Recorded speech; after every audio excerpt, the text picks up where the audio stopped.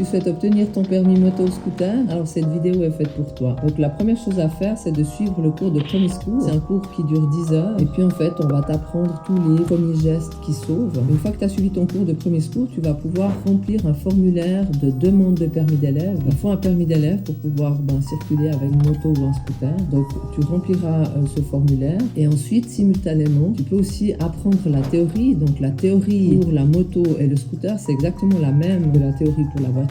Et puis, une fois que tu as l'impression que tu connais bien ta théorie, eh bien, tu vas pouvoir aller passer l'examen théorique.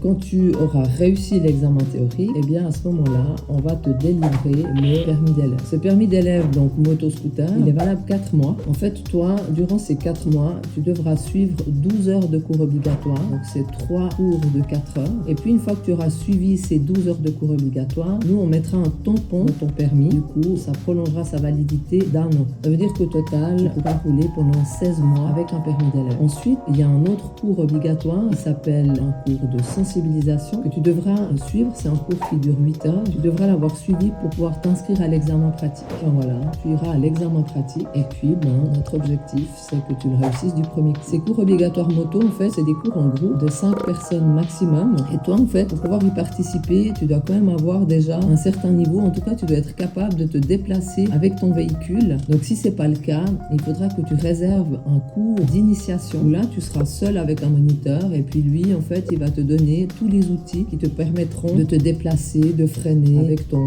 véhicule. Avant l'examen pratique, nous proposons également des cours de préparation à l'examen, des cours facultatifs. Il y a 2 possibilités. On a le cours de préparation à l'examen individuel. Donc là, tu es seul avec un moniteur et tu peux vraiment, c'est un cours sur mesure. Tu peux demander au moniteur tout ce qui est à basse vitesse, tous les exercices sur le parking, ou bien au contraire, tu peux demander à ton moniteur de revoir la partie en ville, le placement sur la chaussée ou les freinages d'urgence. Bref, c'est toi vraiment qui décides du contenu du cours. Mais par contre, on propose également des cours de préparation d'examen en groupe, où là, vous êtes au maximum 5 personnes dans le cours. Et puis alors là, vraiment, le moniteur va vous mettre en situation d'examen. Ça sera exactement comme à l'examen. On va vous mettre des oreillettes. On va commencer avec tout ce qui est à basse vitesse dans un parking, tous les exercices. Et puis ensuite, vous allez partir sur la route. Et à la fin, le moniteur va vous faire un feedback. Il va même parfois vous filmer pour vous montrer un petit peu ce qu'il faut améliorer au terme de ce cours. Normalement, le moniteur sera en mesure de te dire si tu es prêt pour aller à l'examen ou si peut-être il faut en prendre un deuxième. Donc si tu possèdes déjà un permis de conduire voiture,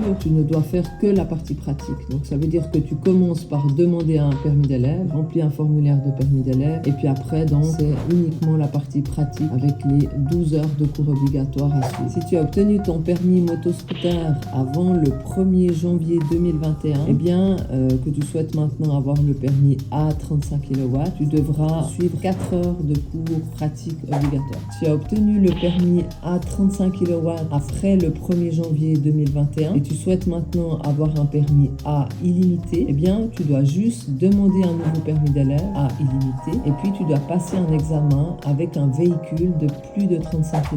Tu trouveras tous ces renseignements sur notre site internet. Clique sur le lien au bas de la page en description.